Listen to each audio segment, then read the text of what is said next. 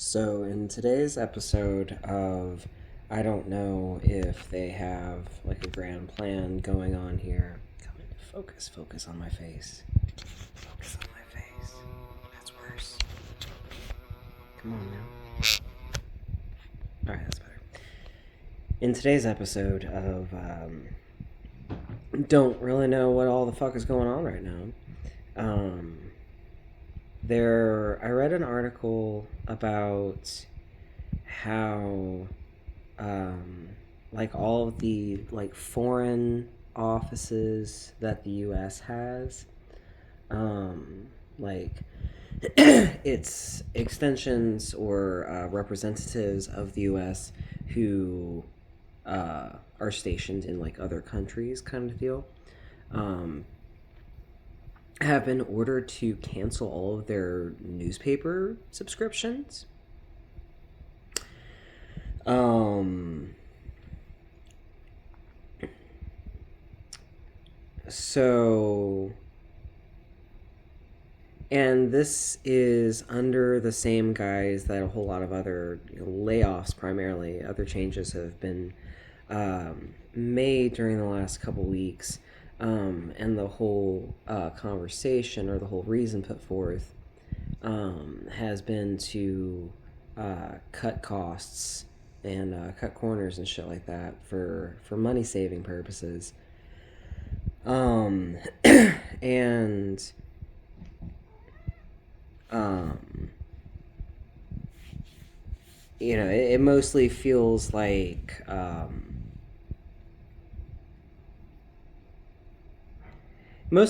when you're a kid and the older relatives have drug and drinking and problems and stuff like that, and sometimes it's physically abusive and sometimes it's worse, and then sometimes it's kind of okay and kind of making sense, and then one of them picks up a gambling problem. That's kind of what it feels like. Anyway, so I don't know how much that's happening and that is going to happen as a result is just due to recklessness.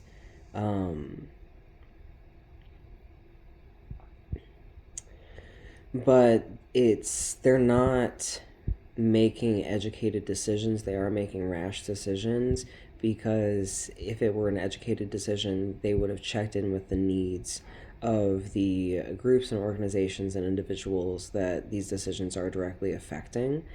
And in the case of the news article that I read about being required to cancel news subscriptions, there were notes from different offices and people saying like, oh, we usually like base a lot of what we do on news from the homeland, like our homeland basically, and so this makes it that much harder, and it's also harder to keep the US safe if you're not aware of what all is going on, because like sure, maybe you're trying to closet news within the US from reaching other countries, but decisions that are made in the US do affect other countries, and so other places that are required to stop receiving the news from certain sources are saying that it's like this affects our ability to keep the US safe. Anyway,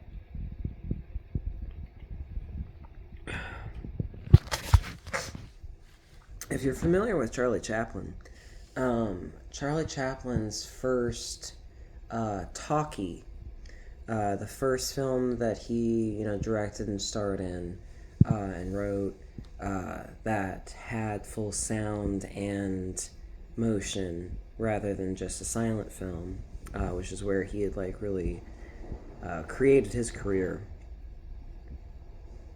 and his lasting acclaim, was The Great Dictator, and it was a narrative that was pretty obviously a satire on Hitler, and and primarily focused on storylines to do with people on the sidelines, being affected by a war happening around them, um, and affecting their families and their security and stuff. And then there would be scenes with the dictator, and it was always just like very fanciful, like this is just like very silly person. It's a wonder that anyone's taking him seriously, kind of thing. And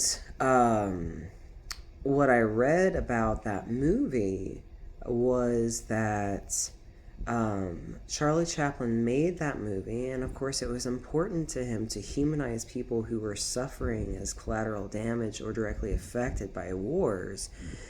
And it was important to him to make commentary about the person who was causing that. However, he wrote that, he made that movie back when there was very limited information about Hitler and what was happening in Germany and just the Holocaust existing, period.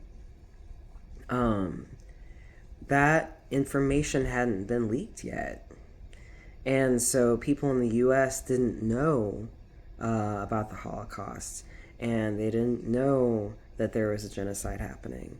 And they only saw this kind of, over the top, very passionate person who was just kind of, crazy making. And that's where he drew his material from.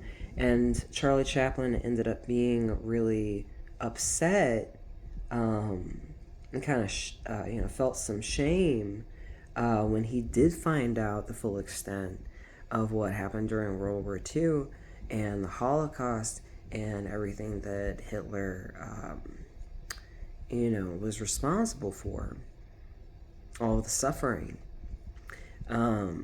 Charlie Chaplin felt some shame that he had been so lighthearted in painting this satire, and felt that it deserved